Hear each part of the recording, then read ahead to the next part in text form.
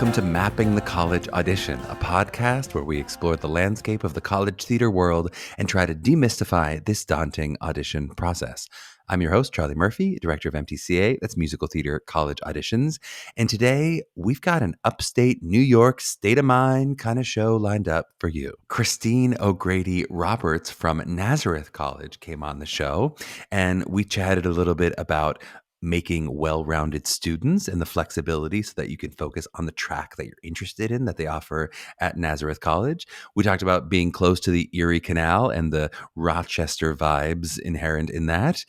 We talked about the importance of slating in our never-ending quest to be ourselves. We talked about maybe limiting the amount of times you record your materials so not to be so robotic in a video audition. We talked about Nazareth's commitment to being in person and some of the crazy air filtration systems they came up with. And then we talked about some cool specific programs like their Page to Stage program and their Swing and Understudy training program. But Meghan, before we get into the episode with Christine, I hear you have a funny story to tell to the pod. I do. And the funny story first came from a note that my mother potentially had for you. We love a note. But she has since rescinded her note. My mom has been an avid listener of our podcast. Thanks, Mom. Thanks for the download. I feel like parents often have like the note they give their student or their child, I should say, is clarity and pace of what they say. Like, understood every word. Great audition. Nailed it. Nothing to do with artistically. But she has noticed that when she's been listening to the podcast, she's like, wow, Charlie talks fast, which you have admitted so. You do. I'm a fast talker, no doubt. But my sister was nearby when she was listening to the podcast, and she's like, what is going on here? This is like a lot different than when I have heard it. And she walked up to my mother's phone, and my mom had sped up the podcast to 1.5x. So she was really speeding through our episodes. She's really speed dating through these colleges and artistic episodes. Too funny. Now, Mama Cordier, I just wanted to be clear. I was ready for the note. I was giving Meghan told me that story before we started, and I was like, I'm taking this note. I'm like, okay, Charlie, you have to slow down. I know I can talk quickly. I try to slow down for the pod, but I was ready to take that note. I'm not taking the note at 1.5 speed. No, but then when she realized that she had it sped up, when she put it back to the regular speed, she goes, it's kind of slow. Kind of slow. I know. That's right. Once you start with I do 1.25 sometimes. Once you start, I never want to go back. I'm like, let's keep it zippy. I sound like I had a cup of coffee. Let's go. The other thing I just wanted to throw out there, just given our time of year for those of our especially juniors and underclass students, just a great time if you have not yet met MTCA and you're beginning your process. We're doing a little junior experience on April 9th and 10th, a junior weekend experience, both live in New York City and also online, which will be a chance to kind of begin your process in earnest, and that you'll be able to present some material to MTCA coaches and get some feedback. That's really kind of a prelude and prep for what will be our spring and summer faculty masterclass series, is where you'll get to present material to college faculty. So this is a chance, if you haven't yet met us and you're thinking about, hey, I'm thinking I want to check out MTCA, could be a great time to join us and, of course, participate in the junior weekend experience. That's April 9th and 10th. Check it out in the show notes. Check it out in the show notes, and check out this show with Christine O'Grady Roberts from Nazareth College.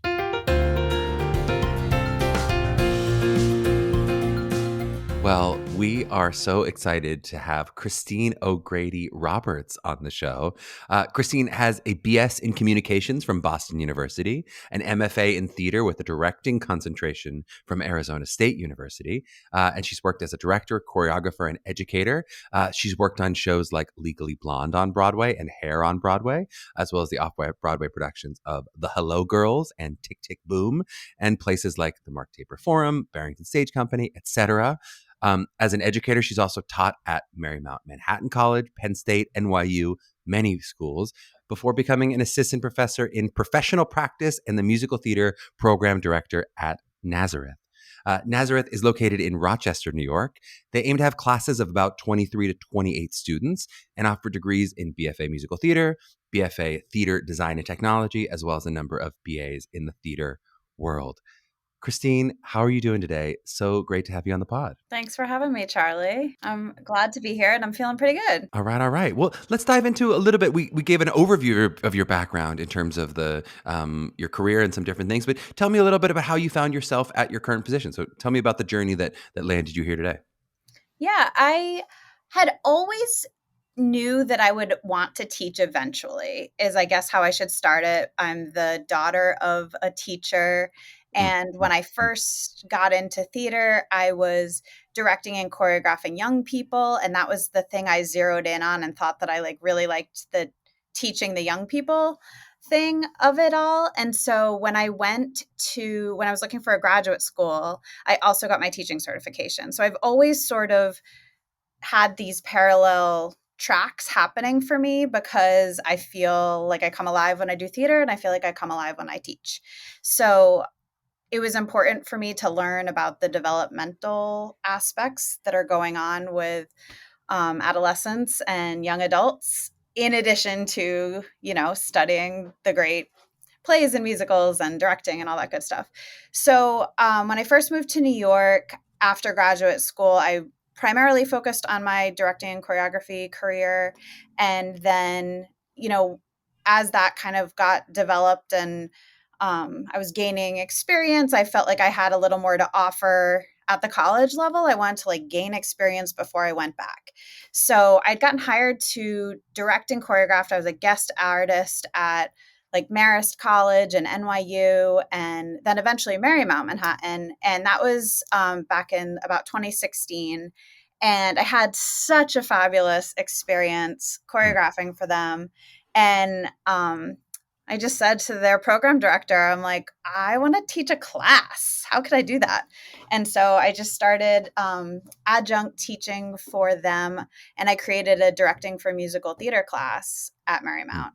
And so that turned into me teaching 2, sometimes 3 classes a semester, and got to do some teaching at Penn State. And so I was sort of spent about 5 years doing that on the side of directing and choreographing freelance. And when the pandemic hit, I picked up some more classes and felt really supported by my teaching, and I loved it. And I loved meeting students at that moment, this crisis moment we were all at.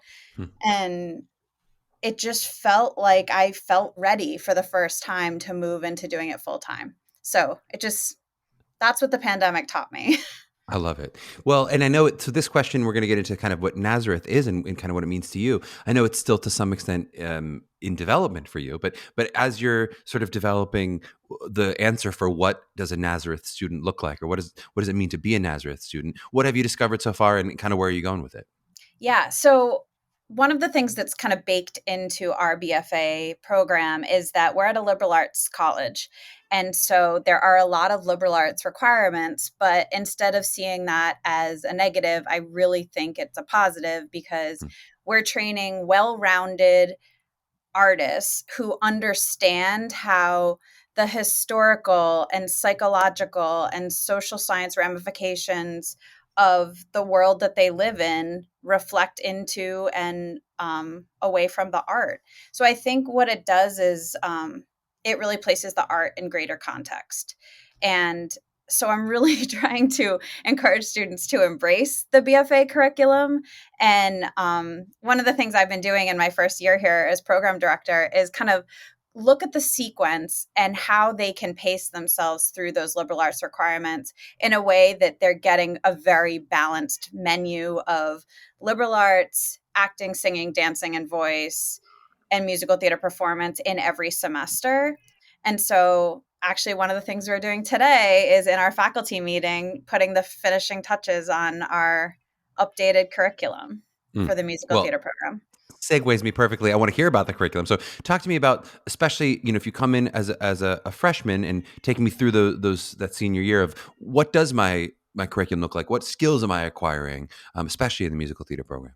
Yeah, one of the things that I think is the coolest is that our freshmen take 2 semesters of musical theory in 2 different classes. So conjunction with a piano class. So they're taking 3 days a week musical theory and 2 days a week of piano all of freshman year, in addition to taking what we call vocal techniques, which is a group voice class, and they take individual voice classes.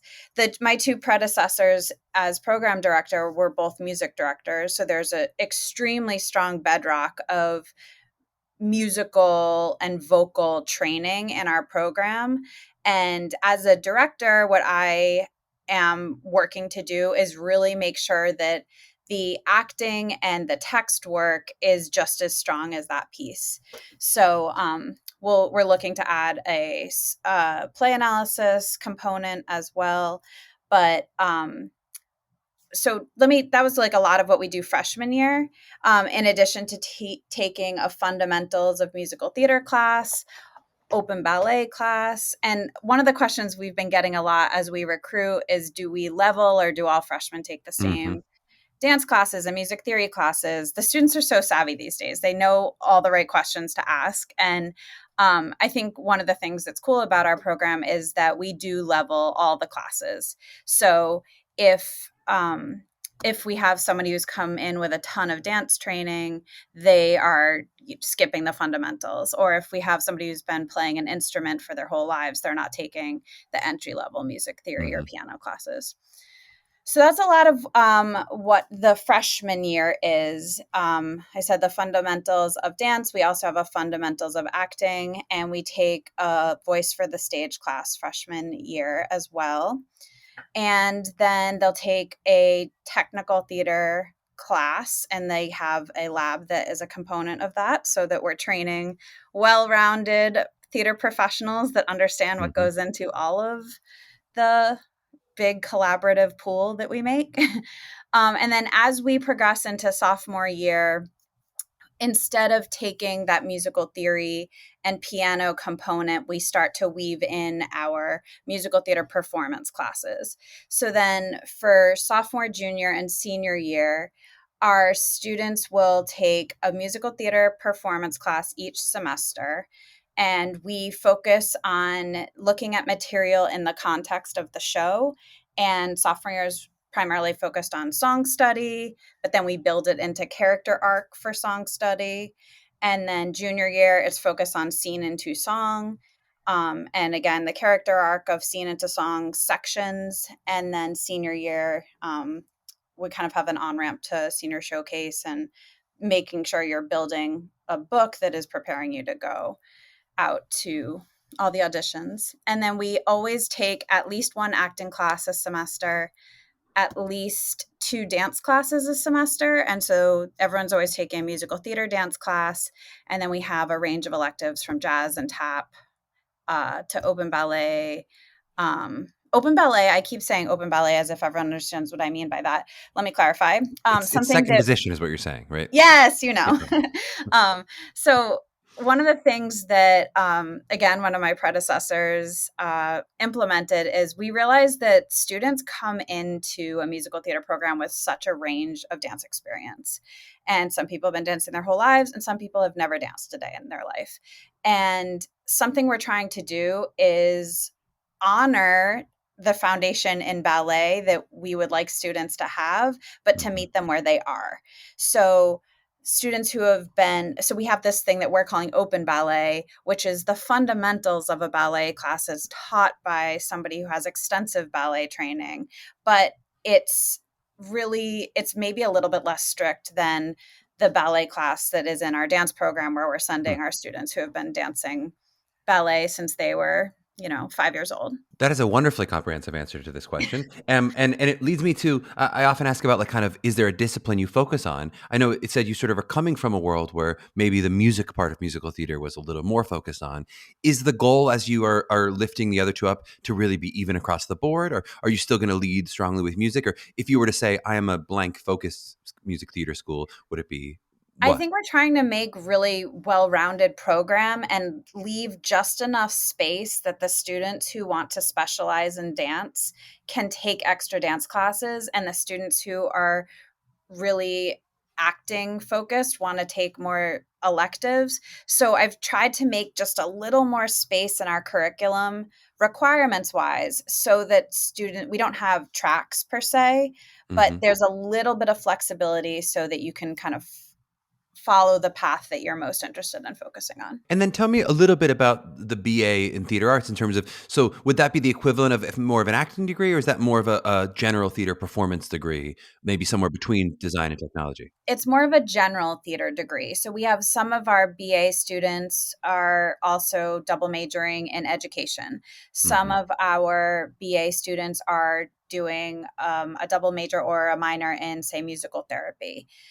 It is a little like, or they might want to be a high school teacher. It just really depends. It is more of a general program right now. And we did have a BFA in acting that is currently suspended, but we are hiring a new faculty member for next fall that we're hoping is going to redevelop our BFA in acting program and modernize it, and then we'll relaunch that. So we're actively interested in bringing that back because I think any strong BFA musical theater program really wants to have a companion BFA acting program. And so we're all on the same page at the school that like that's the goal, but we just thought that the moment required taking a deeper look and how can we update the curriculum and serve current students in a better way. Tell me a little bit, you mentioned, a BFA program within a liberal arts university. Tell me a little bit outside of the theater program, what do I get from going to Nazareth? So what would some of those other non-theater related benefits be? It's such a beautiful campus experience. Like when I think of what college looks like, it looks like this place. It's got beautiful rolling green hills and beautiful trees and old stone buildings. It's just a very charming campus. A ton of the students live on campus here. We're also right near the Erie Canal, which is so cool. And there's just like these great shops and bike paths and hiking and all sorts of things around the Erie Canal, which is lovely. When I was interviewing for this position, I actually didn't come up here. I was like right in the, peak of COVID. And I've been so delighted to see how much I love Rochester. There's, the Eastman School of Music is up here. There's a very vibrant art scene up here. So Rochester's a great city/town. It's like a good mid-sized city with some suburban feel in lots of the areas. So I'm really digging on Rochester. Let me ask a tough question, which is, so you've done now one full class of recruiting in terms of last year's class, or this is now your first official? This is my first recruiting season. Okay, so just tell me a little bit about what is your pitch now as you are recruiting a new class of students to say here's why me, here's why on the dotted line you have 3 or 4 good options. Here's why it should be Nazareth. I think one of the things we do best is we cater to individuals, and we're really interested in finding students who know who they are and know what they have to share. And we are here to help give them the tools and the skills and push them just enough to get them, to stretch them in new directions, but we're never looking to fulfill types. And so I think all of our classes look dramatically different, and I think that's super cool. The students that come in next year are going to be entering a brand new curriculum. Like we got inside everything that's happening in all of our classes. And so it's refreshed. It doesn't feel dusty. I've had great collaborative conversations with the teachers in all those classes. And, I think 2020, 2021, all of those years and everything that we've all lived through in those years has really taught us it's time to take a deep look inside. And we have done that. And, when I was interviewing for this job, that was one of the things that drew me to it the most, is that they said, we need to breathe some life into this curriculum and make sure it's balanced. And I think that's what we've spent this whole year working towards, this curriculum that we're going to relaunch. And some of the things we're doing is just making sure there's more performance opportunities for students and making sure that there's some audition training that is separate from their actual training of how to like create a character and learn a role. So we've separated out things like that. So I think we've taken great care and thought of rebuilding this curriculum, and I can't wait for freshmen to come experience that. It's a great pitch. We like it. It's going to be a ground floor of a startup. I want to be part of that. Come on. I was a PR major in undergrad, so I believe it. That's the BS in communications showing up. I love it. We'll take a short break, and on the back end of the break, we'll talk a little bit about the audition process for Nazareth. Great. All right, we are back with Christine O'Grady Roberts. So, Christine, I know this is only your first full audition tour that you've done, but from your experience, tell me a little bit about what makes a great audition for you. What have been your favorite auditions? So, my favorite thing is somebody who can walk in the room and be themselves and not just be on autopilot to either turning their track on and talking to the accompanist. They come in, they look around the room and see what's happening, and they engage with us like we're fellow people, and we have a conversation.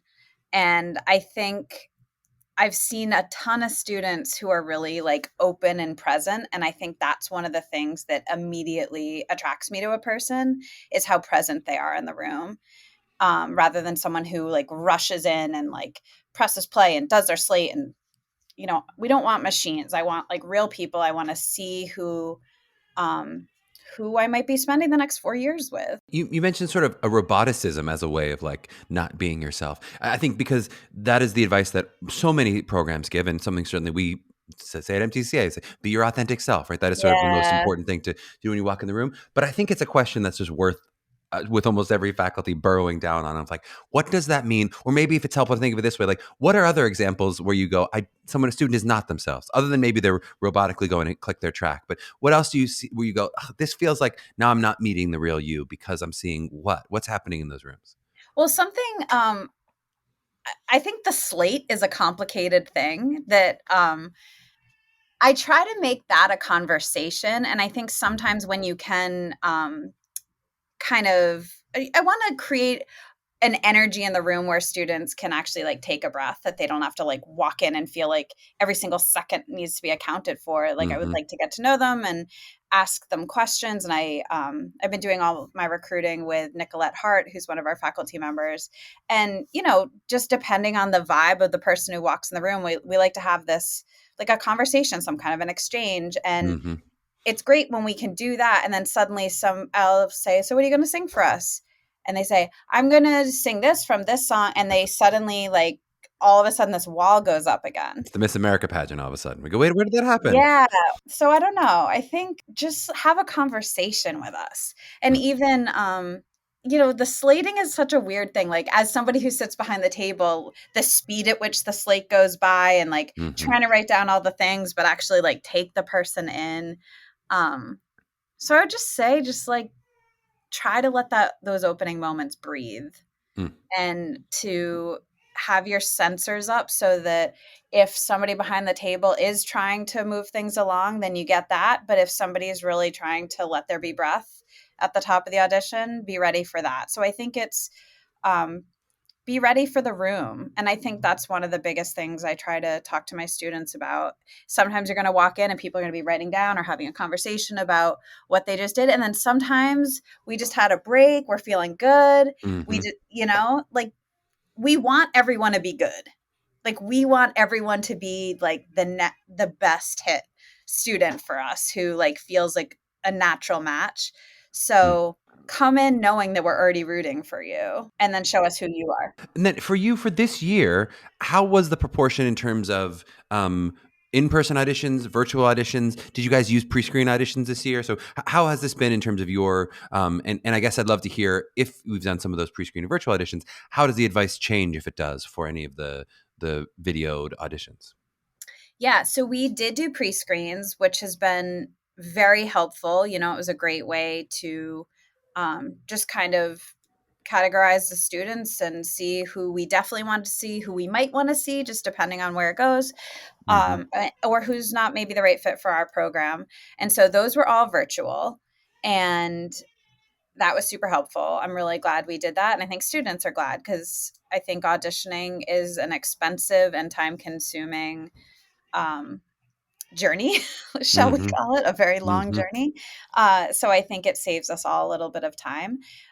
We have done primarily in-person auditions, which has been very exciting. And we have made time and space for virtual auditions. And some of that is we got hit with a lot of snow on our scheduled audition dates. So some of it was travel.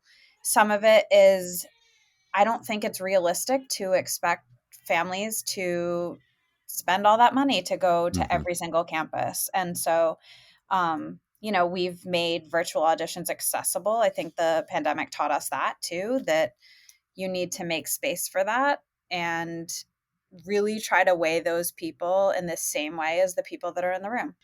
And does there any advice in terms of stuff you saw in the virtual auditions? Is there anything, is it still just about the slate in the same way, or how do I be ready for the room in a virtual audition in a different way? Yeah, I think I would say limit how many times you're going to record your material, because I think the more you try to be a perfectionist, that's where the robotic thing kind of kicks in. The amazing thing about being live in the room is that twinkle in your eye, you don't recreate that on the seventh time. So don't lose that. The other thing I'm on a quest to get rid of is staring at a point on the wall. I would love that never to exist in an audition. I think it's super important to place the person you're talking to somewhere if you're talking to a person.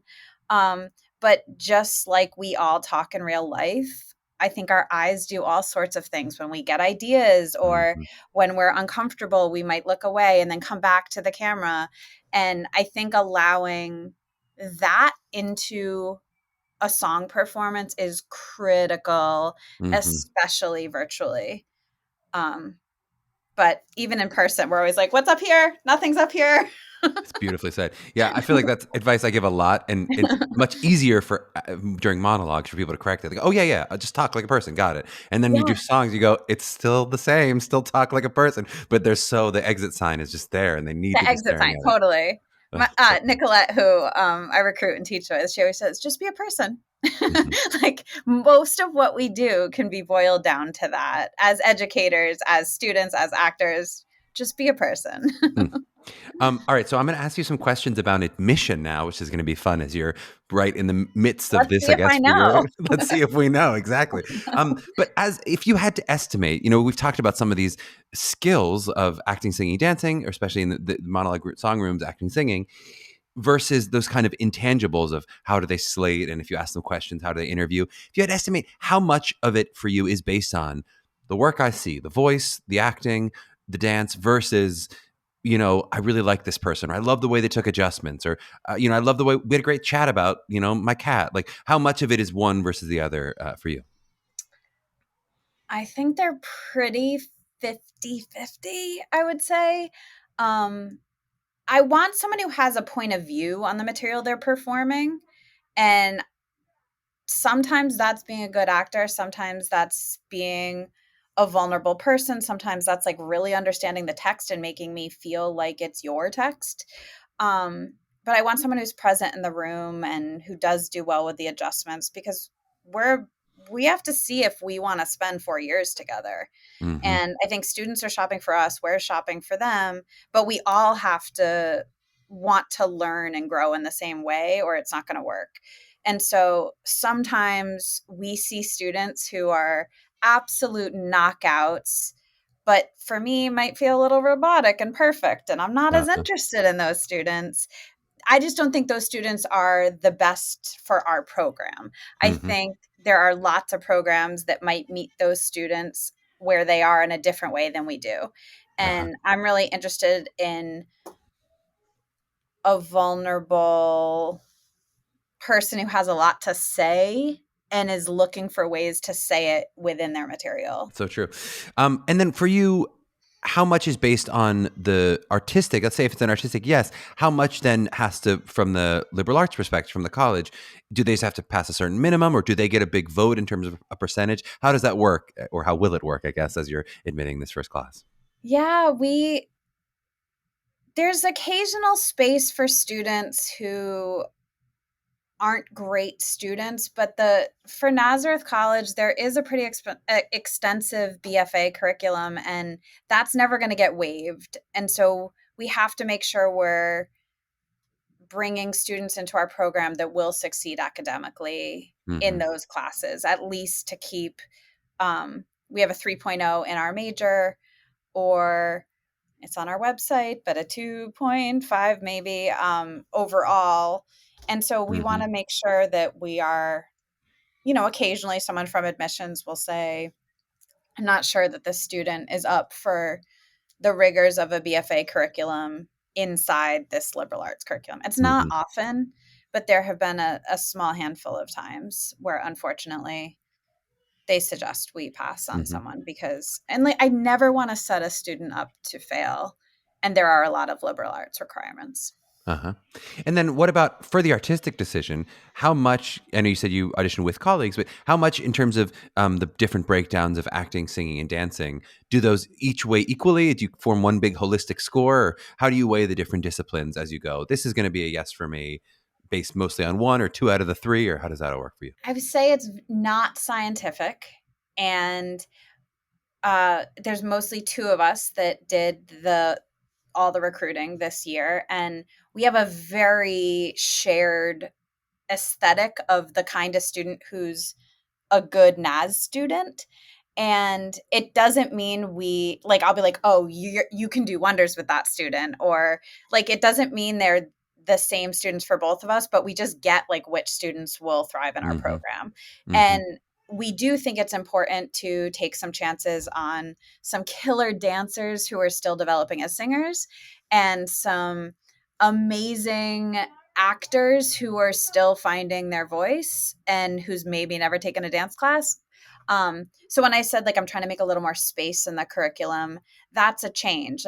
And I'm saying instead of having to take 7 semesters of musical theater dance, I'm going to require you're going to take 5. But then if you want to take a yoga class or a Pilates class or a weight training class or something different, because maybe you don't want to be dancing all the time, there's space for that. But if you're someone who wants to take 3 dance classes a day, there's space for that too. And is that a conscious diversity that you're trying to think about of I would love to have 5 really strong dancers and 5 strong, or is it just some of each? Some of each. I mean this wholeheartedly when I say we don't have tracks or boxes we're checking. Our classes look dramatically different. And there are times where I say what plays can we do with this group of people?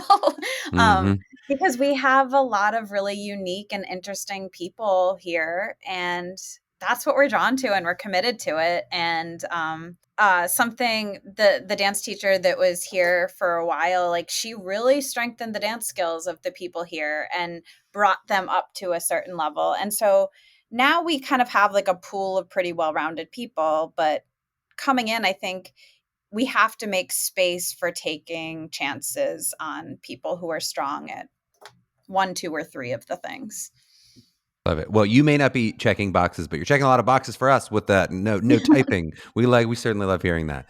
That was just we're bored of that now, right? It's the way the industry is going. I mean, I've been saying to our students for so long. I was like, whether it is the way the industry is going, but also you will demand that it is true because it's where all the students are going. So the industry, in terms of the people who are graduating from these schools, are going to expect and demand that is. Yeah, and everyone's catching up. And that's what I would say. But something cool about our program is that all of us that are full-time in musical theater, we're all professional practice. So we have a foot out in the industry, a foot in academia, and we're really, the industry's working on changing. It's not happening as fast as I actually think in a lot of ways it's happening faster in academia. We're a pretty young program.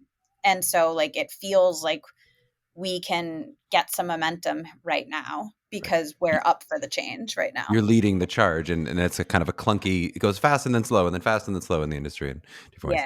Yeah. But that leads me directly to, I'd love to hear about, some of the challenges of, being in a new program, specifically in 2022, and some of the, adjustments that Nazareth has had to make, and you're going to have to continue to spearhead, both from the, summer 2020 demands for racial equity, but then also I'd love to talk a little bit about just like what has changed in a virtual world that is permanent or that is going to last or that's going to be temporary for you in some ways. But just to talk a little bit about each of those categories in terms of what you guys are doing to address those demands for racial equity, and then also what you're doing kind of in the virtual world.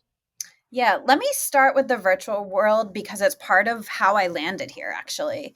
So I was interviewing at about 5 different schools a few years ago, or last year, I guess it was, my gosh. And Nazareth College was the only school that was in person. And they built in the summer of 2020, the faculty here spent a ton of time on campus exploring different prototypes, and they built these booths with like clear plexi and an air filtration system in each one, so that students, we have 8 of them on campus, some in the School of Music and some for us, and they allowed students to sing out of a mask with live accompaniment here on campus the entire pandemic. What? And so everyone was masked outside, and the way it works is every 10 minutes the air cycles through, so you alternate booths as you're coaching students. But I mean, I was teaching virtually where I was teaching, and all of my other interviews were virtual. And though I interviewed virtually, all the students I was working with were in person and working with a live accompanist. And so that taught me so much about this school and the faculty's commitment to forward thinking. I just think it's insane that they were in person. And so that's made this year insane in a good way, you mean? Insane in the best way. Yeah, for sure. I mean, that is so innovative. The other day, my chair was introducing the faculty to somebody new, and she said the fun-time faculty, and we all had a good laugh instead of the full-time faculty. But yeah, they're insane in their, so I don't know, that really drew me here. And that's a lot of what the school or like this within our program was happening. And so that's made this year a bunch easier because we've done an extension of that as, you know, the mask mandates kind of come and go and get stricter and not stricter and all sorts of things. So that's how that education has moved forward. And we have a testing protocol for all of our performances are unmasked, and we do testing to make sure that everyone's healthy. And so knock on all the wood, that's been working. In terms of meeting the demands and the moment of 2020 and beyond of really trying to diversify our curriculum, our season selection, create more equity in all of our spaces, we've done a lot of things. We've looked at our syllabi and made sure that we're really including writers and practitioners of all different backgrounds. That was something I was actively engaged at working at Marymount Manhattan, and they were here too when I got here, and we've continued to kind of keep challenging, pushing. But also I think education is moving in this place where you want to present a variety of ideas. And I think 2020 really just said out loud, like, we're not going to work out of one textbook anymore with the ideas of this one white man. We're going to actually include all these different perspectives and put them in the soup together, and let's actually talk about them. One of the most formative classes I took in grad school was a historiography class where we would examine the same historical, and it was a theater historiography class where we would examine the same moment in history, theater history, from like 5 different angles, and like hear the different ways people reported on it or remembered it. And that was like one of the most formative moments of my education. And it's really shaped a lot of what I've brought into our curriculum, where I'm trying to set up a place where there's no one right answer and there's no one way to do things and there's no one perspective. And so I think by making our syllabi and our curriculum in a way that is representing a huge chorus of voices, and we're inviting students to agree and disagree and challenge, it does demand that we as teachers are strong facilitators, where we are encouraging students to voice when they disagree with something or where they feel like we can do better. And I think that's our job, is to create thinkers and empathetic people who are constantly thinking about the way we're making art in a space with people and the way we're in space with people. So I did a lot of training over the pandemic. I did my theatrical intimacy training. I spent a lot of time with TIE. I found a lot of value in those workshops I'm continuing to take. And that gave me a lot of new language to bring into the classroom. And Nazareth has been amazing. Like in my first week here, they were allowing me to bring some of those techniques into everybody's classroom. And so we've been setting our boundaries and like using that language to not only communicate our physical boundaries, but also when there are emotional boundaries that are going up, just giving us a shared language as a program and as a class of how we can handle some of these moments. And we're not expecting anyone to leave it at the door, which is, I think, what we all grew up doing. It feels exciting to just like be in the room with our students and be a person and don't ignore what's happening in the world. We can't. And how do you know, this may be an unknowable question in that this is, you're doing it now. But how do you, in that same way that you made that pitch at the beginning, how do you make that pitch toward the composition of your class? If you want to have some diversity in your admitted students, how are you making that pitch with a new program and saying, this is one of the reasons you should come to this program, and this is one of the reasons that we are going to support you and how we're going to. So we have, I feel like our faculty right now is composed of primarily white people. That is something we're trying to solve as we have 4 open positions right now. And so one of the things I'm saying to prospective students and current students is we are actively seeking people of color in as many of these positions as possible. So you see yourself reflected on the faculty in addition to in the student body. And in the meantime, I'm focusing on bringing in guest artists that represent different communities. And there's no shortage of talented people of color to bring in and to engage with our students. And just making sure that our students feel seen, our current students feel seen and supported in that way. And I do think most of them understand that we are working on it. And, my chair and my dean are both people of color. So you can see it coming from the top down, which is rare. I feel like usually it's going the other way. And we have a really great program at our school called the Young Scholars Program, which is designed for students of color. And it provides a full scholarship, which is very exciting. So we have a lot of initiatives that we're working towards diversifying our student body and our program. And we are making some progress and have a lot more work to do, like a lot of programs and industries and companies and And that's not just the theater industry. Talk to the NFL, talk to what. Yeah, truly. But it's like really encouraging our students to share with us when what we're doing is working and when we're not doing enough. And I've had some great conversations in the past week, even with students of color that are like, yeah, so we have some notes. And I'm like, give them to me. I love that. Well, and I love that you not only modeling the ability to take notes and hear feedback, but also continuing your education. So cool that you're adding new tools to your toolbox.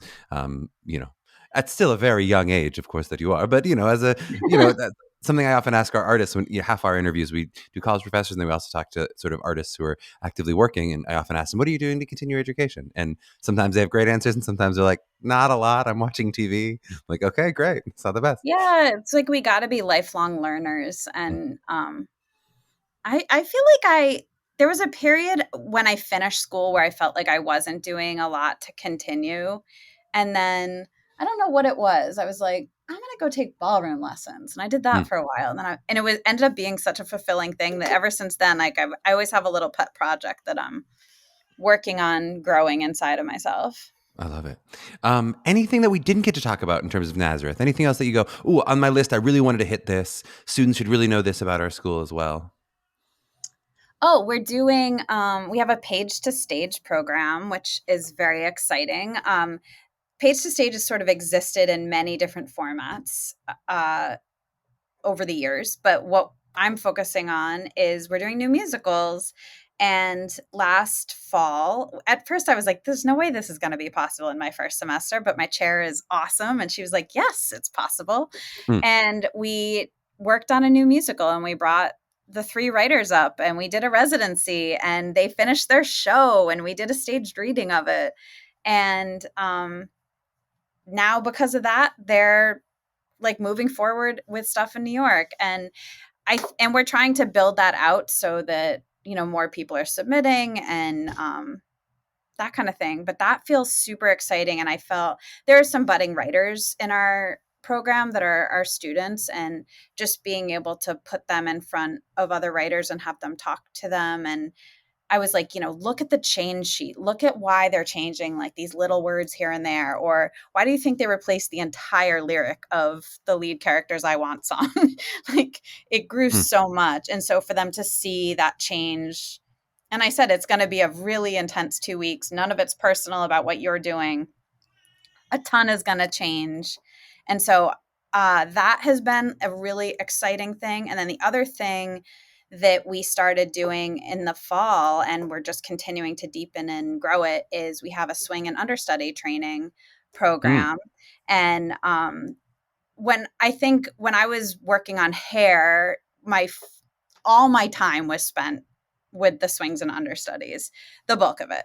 And I don't think I quite understood until then just how valuable they are and how hard their job is. And there's not a lot of training for that.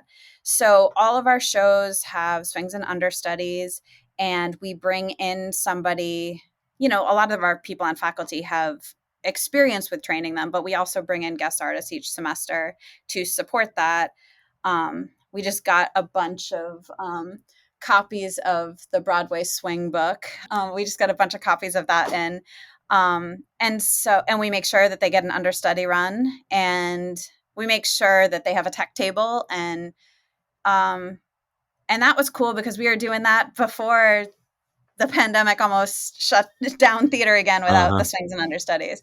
But so we're doing that and making it feel like a first class way to make a career in this business. If people wanted to learn a little bit more, I mean, hopefully they learned a lot today, but if they want to learn more, where would you want them to be looking? Do you want the social media? Do you want the website? Where should people be checking out more about Nazareth? Yeah, so our website is in progress of a little refresh, but there's definitely some newer stuff about me and my take on the way things go at I think if you just Google Naz BFA Musical Theater, you'll find a ton of stuff. But then our Instagram presence, which is all run by the students, is Naz Theater, N-A-Z Theater. And our students are constantly getting new content up there and interviewing people, and different people are doing takeovers. And for incoming students, there's so many Facebook groups happening, like that's still a thing. So I love it when prospective students engage with our current students, and our Instagram is the best way to do that. And we have amazing student ambassadors that you can get real and ask them questions and hear things from their perspective. Christine, thank you so much for your time today. I so appreciated getting to chat with you. Yeah, me too. Thanks for having me.